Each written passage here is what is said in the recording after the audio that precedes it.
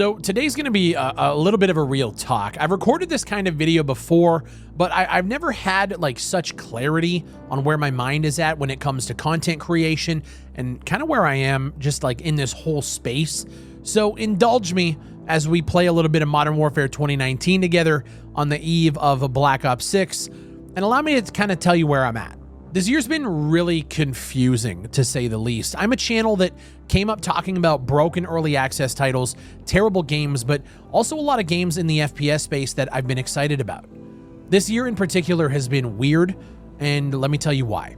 My channel has a running meme completely outside of my control, where I tend to get excited at the prospect of new games, covering the updates leading up to launch, like they drop new trailers, they drop new updates about game details. I get very excited, and then when the game comes out, it's usually in a bad state, or it wasn't what they said the game was going to be, people aren't vibing with it for reasons A, B, or C, whatever.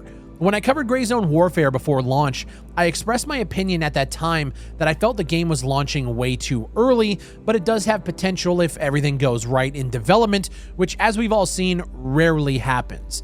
And I took a lot of heat for that. Honestly, the hate that was thrown my way, like people jealous that I got to play the game early, and they said I should have just like appreciated the fact that I could play games before the general public. It was a very weird time. But then the game came out, and like it's struggling to maintain any sort of player base or interest, leading to the tried and true "is this game dead" forum posts and comments like under every single video. Not just mine, people are saying the game's dead. And it's unfortunate because I still think Gray Zone Warfare could be good in years' time, but as we've seen, a lot of indie titles struggle to then bring people back, and like it or not, the internet's first impressions of your game, early access or not, means damn near everything.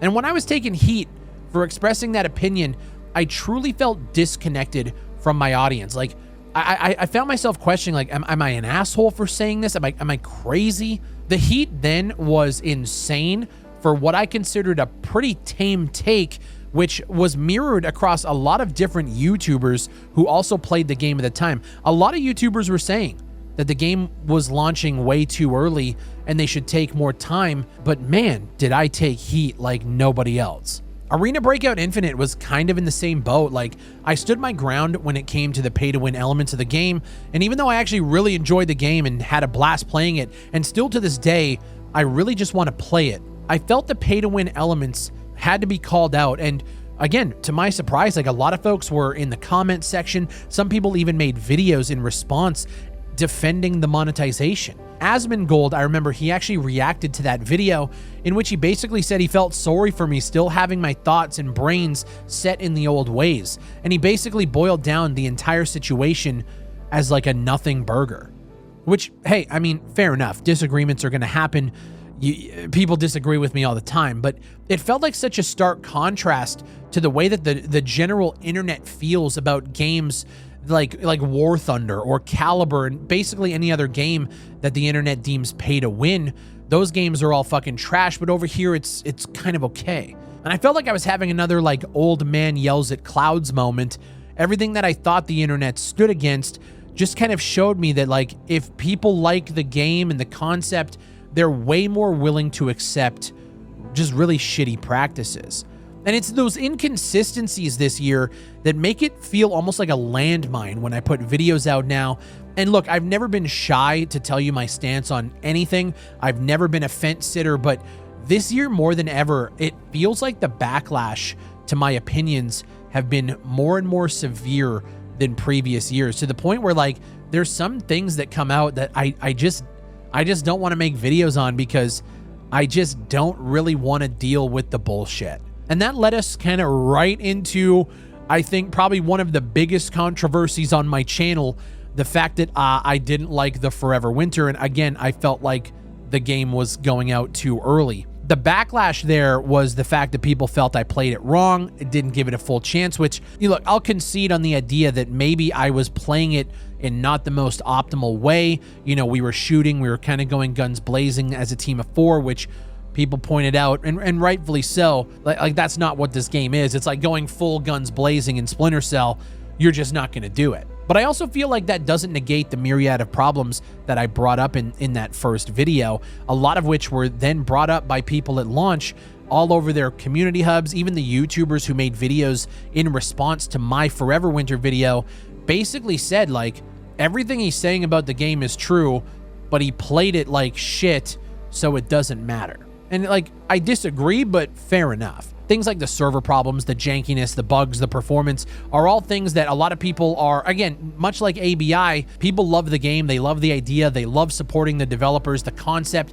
They're willing to support and look past those issues if it means the developers have a chance to make something awesome, which more power to you. Like, I doubled down on a video after that, which probably should have never happened, but after Gray Zone Warfare and ABI and just the countless other times that I say something in a video before launch, I take shit for it, and then the game comes out and everybody then just says exactly what I said, but yet I still get shit for it. I was really just kind of tired of it. I made that second video in response to all the comments that I was receiving, and realistically, like, I'm one of those YouTubers who I am in the comments. When people are giving me shit and saying weird, dumb shit, I usually give it back to them. But in a weird way, though, when I do that, more people get pissed off because then it looks like I'm punching down to my audience.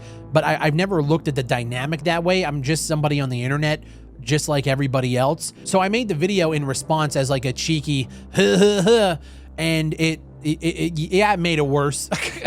It definitely made it worse. But as we've seen with the Forever Winter, a lot of people are willing to look past a lot of those issues and support developers that they feel are doing it right. And fair enough. For me, I love supporting devs, but I also focus way too much on the product sometimes. And I think that's probably where the Forever Winter and I just disconnected. I didn't take the fact that the devs have been completely transparent. You know, I knew those things, but also the product that I thought they were delivering at the time just wasn't up to snuff for what they were charging. You know, and you know, it kind of goes into the same vein as what just happened with No More Room in Hell 2. There's a lot of people that are looking at that game and they say like, okay, well, if all of these issues are worked out, the game is actually really good. But then I feel like there's a larger movement in that game where people are saying it's not worth the $30. And, you know, for me, it's like I'm trying to navigate what I think and how I feel while also still trying to remain relatable to my audience, because that's what being a YouTuber is. Unfortunately, like when you see all these YouTubers out here that just fence sit, they don't say anything controversial, it's because they need to remain as relatable to you as possible so that they can still continue doing what they do. They still have a career. And like, that's been a huge point of contention for me is I care about what my audience says. I also care about staying true to myself. But these consistent inconsistencies that keep happening around games coverage and discussions and conversation makes it really, really difficult for me to look at this industry and say, hey, what I'm doing is working. What I'm doing is what people want. Because I started this channel back in 2013 to speak my mind, and I wanted to hold developers accountable and clean up the Steam store, and maybe we can infect some real change into the industry. And look, the truth is, man, 2024 has really just ruined my faith in the industry as a whole. And what I mean by that is not, oh, I think we're getting bad games. We've already talked about that a million times before. Oh, I think the developers are scam.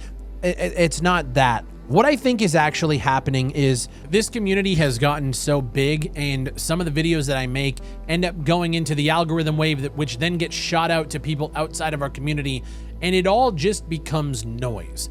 Every single person weighing in on every single video. And for me, like, I have been fighting the idea that I need to stop engaging in the internet while also still being on the internet, because it's insane. It kind of goes into, and this is the reason why Call of Duty is the background game, and this is the reason why I feel like I need to drop this video on the eve of Black Ops 6.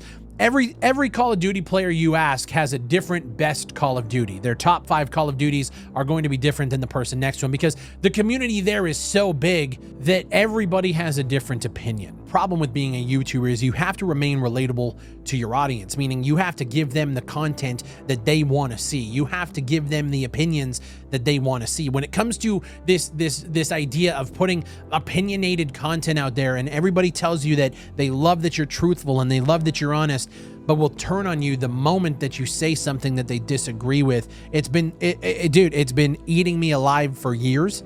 And this year specifically, just a few bigger moments have really showed me that none of this shit matters. I'm a guy on the internet making videos, talking about things that I care about, and I always end up reading the comments because I want to remain relatable, but at the same time, it is almost impossible to get a gauge for what being relatable is at this size when everybody either likes or dislikes me for a different reason. It's an interesting conundrum to have, but when it comes to covering games and giving my thoughts on games, I'm tired of worrying about, oh, well, what's my audience gonna think about that? I don't give a fuck anymore, man.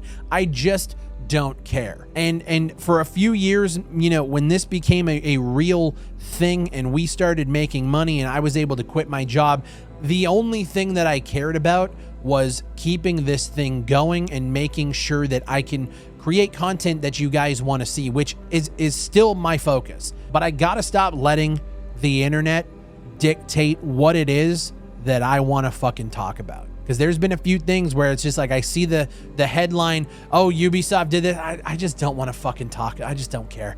Oh, this game came out and has pay to win. I just don't give a fuck. You know what really kind of broke the camel's back for me this year was all of these YouTubers covering Off the Grid. After the last 2 years of watching Web3 and crypto try to infest themselves in gaming with huge promises like Star Atlas, everybody swore off Web3, crypto, and gaming. At least in the gaming space, everybody hates it. Shatterline literally shut down this year to implement NFTs, and they're getting fucking roasted still to this day. But all of these YouTubers that stand strong against Web3 and crypto and kind of question games like Dead Drop doing the NFT thing, as soon as Off the Grid started throwing sponsorship money around, everybody was on board with it. And I have people asking me if I'm going to cover the game, and it's like, do you guys not remember when I uncovered the crypto connections 2 years ago and they threatened my channel? But again, none of this stuff matters. And it literally doesn't matter. Nothing matters anymore. We have lost the plot. When it comes to things like skins and microtransactions, and now I'm seeing the erosion with things like Web3, it doesn't matter. But I'll say, like, it's a confusing but also a little bit of a freeing mindset to be in. I'm just gonna post whatever the fuck I want. Like, if I want to play Arena Breakout, I will. And I know there's gonna be 100 comments saying fucking whatever. They come regardless. Like, realistically, there's always going to be problems. And like, I guess, like, once you realize that the internet is basically made for people to bitch and moan and complain, and myself included in that, don't get me wrong, that, like, nothing matters. It's all noise. And I'm kind of excited to be in this space. Like, I've taken a lot of time to reflect on this year. We're going into next year. We're going into, honestly, the unknown when it comes to content. There's not a lot of shooters on the horizon right now that I think people are excited about, because realistically, the internet isn't excited for damn near anything. We have Stalker 2 in a couple of weeks, and people are excited for it, and then it's like a flash in the pan. People play it, consume it, and then what's next? And like, honestly, if I'm being real, there is not a lot of what's next. So I'm gonna just play what I want to play. I'm gonna do whatever the fuck I want without worrying about how it looks to my audience. Because again, like, I feel like the disconnect has come from, like, we've just gotten so big that it just, there's so many voices now. There's so many comments. There's so many people. And like, don't get me wrong, I'm completely grateful for where we're at, but I also have to work through the idea that it's growing pains, essentially. Like, we went from this small community to going full time to now we're here, we're working on our own project, we're doing a lot of different things, but I still want to get back to creating content and not being so, like, in my head about talking about, covering, and just discussing different games, which is where I've been for the last few months. Realistically, honestly, probably since like April of this year, there's been a lot of days where I have just sat down, I'm going to record a video, and I stop myself 10 seconds in because I'm like, I don't think anybody's going to care, or I just don't think it's just going to cause more issues in the comments, and I'm tired of being in that space. Black Ops 6 is launching tomorrow. Stalker 2 is launching in a few weeks. I think I'm going to jump back into Arena Breakout Infinite leading up to their Steam launch. We have Delta Force coming out soon. There's a lot of things I want to talk about and discuss, and I'm actually really, really excited for it. And I've recorded a few of these videos. I have uploaded them onto my channel, and then I've never put them out because throughout this year, there's probably 6 videos uploaded that have started out like this, but they never ever got to the conclusion that I was looking for because I didn't know it myself. This year's been a lot of growing pains. I know I pissed a lot of people off with a lot of my opinions. It is what it is. Welcome to the fucking show. Next year is going to be insane because we're going to be revisiting a lot of games that I have covered in the past because realistically, there's nothing going on in the future, so we have to get creative. We have to look at games that are doing well, games that aren't doing well, and best believe that I am going to be revisiting games like the Forever Winter, games that brought me heat in the past, but like, let's see how they're doing now, 6 months, 8 months, 9 months later, and let's kind of go from there. I am going to be following games that a lot of people have been bitching that I shouldn't be,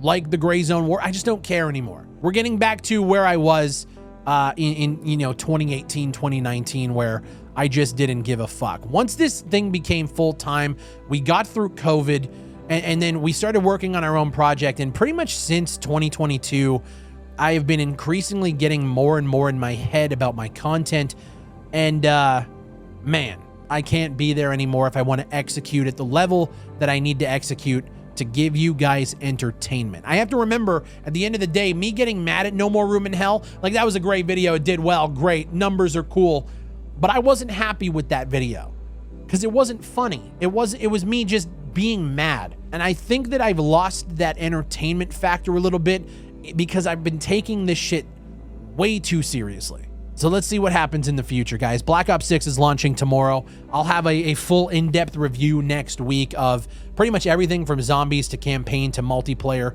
and we're just gonna keep it moving. I appreciate everybody who's been along for the ride. I know it's been a controversial one, but honestly, I don't think I would have it any other way. And I appreciate you guys indulging me in this video. Like I said, I've recorded this so many fucking times. This is the first time that I just have clarity on where I need to be and how I need to execute and what mindset I need to be in. For everybody who's been along for the ride, man, I appreciate you guys so goddamn much. Things are going to be a little different. I'm probably not going to be reading comments as much. I'm probably not going to be engaging in socials as much. I am considering doing multi-streaming again, where I can reach as many people as possible, but I also have to make sure that my mod team is on board for that because we are going to be handling the chat in just a different way. We're going to be moving different. I feel really good about it, and I hope you guys do too. My name is Big Fry. Thank you guys for watching, and I'll see you on the next one.